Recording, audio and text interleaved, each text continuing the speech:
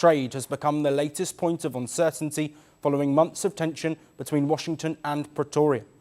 The African Growth and Opportunity Act, or AGOA, looks set to be reinstated after a US House committee approved a bill renewing the preferential trade program for another 3 years.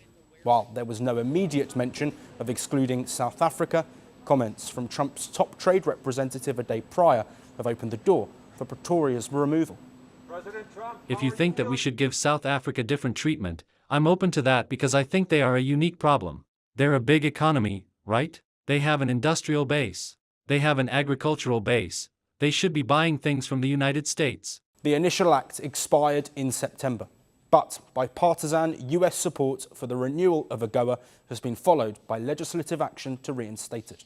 And South Africa is fighting to stay in AGOA, with a spokesperson for Trade Minister Parks Tau stating, and I quote, "We continue to lobby for an extension of the US trade initiative in its current form."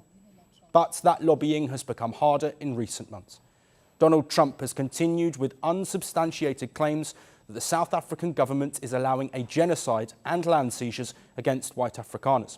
Since then, the US boycotted the first ever African G20 summit held in Johannesburg, with Donald Trump then stating that Pretoria would not be invited for next year's summit to be held in Miami after Ramaphosa refused to hand the G20 presidency to a more junior US delegate. Then there is the matter of 30% US tariffs still imposed on South Africa. Trump has targeted BRICS nations, citing what he calls anti-US policies. Uncertainty over AGOA and trade provides another flashpoint in relations that have fallen apart since Trump's second term. Pretoria has vowed to keep fighting, but pressure is mounting.